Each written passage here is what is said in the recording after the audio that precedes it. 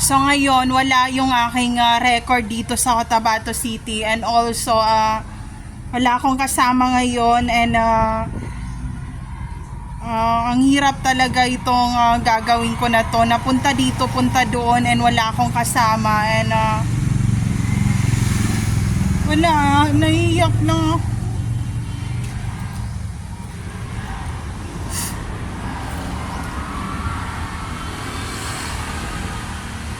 Lagi na lang ako ng kasama na nakakainis. So ayun, meron akong titingnan dito, and kung wala, kasi gustong kunin nung school kung saan ako nag-college yung aking Form 137, and sinabi nila na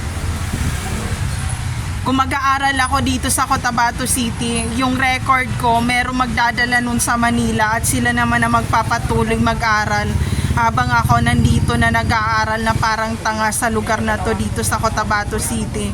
So yun, sobrang lagi na yan sinasabi ng mga kaklase ko na laging merong nag-aaral na sa kabilang school na sinasabayan din ako kung saan ako nag-aaral. So ayun, remind ko lang kayo, mahirap itong trabaho na ganito, walang kasiguraduhan. So ayun, ayoko pang umuwi, mga taon pang bibilangin, kasi kakapang ko pa kung saan napunta yung mga record ko eh. Hindi ko alam, straight ako natutulog sa bahay, straight akong housewife. Hindi ko alam na meron na palang mga record na about sa akin na nakita naman ng gobyerno na hindi talaga sa akin yung mga record, and yun lang, gusto lang nilang i-clarify talaga. Medyo advance lang mag-isip ang taga Cotabato City. Habang nandito ako, isang text lang nila, nandoon na pwede na silang mag-chat, and pwede na nilang kunin lahat ng record ko from elementary, high school, and college. So ayun, gusto raw ng school na ibalik ko raw yung parang transfer record na binigay nila sa akin, ganyan-ganyan, and hindi ko na raw pwede magamit, and naglagay sila ng note doon sa high school kung saan ako nag-aral at elementary, na wala na raw ako makukuhang any copy of ng elementary or high school na Form 137, even the record from the college. So ayun, nagtutulungan sila para pabagsakin ako, lalo pa ngayon nalaman nila na hindi nila ako kamag-anak. Pero ito lang yung sinasabi ko sa'yo, wag ako ang gawin mong tanga. Even the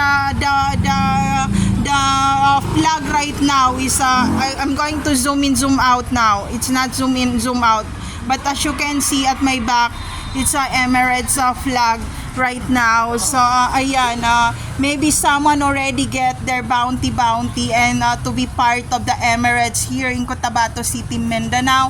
That's why all the protocol here is all about what their religion, and also they're looking for what they wear for their everyday daily life. And kaya ako nasisita because they want me to wear what they wear here in Cotabato City, Mindanao, because of the collaboration of the flag of Emirates in Dubai.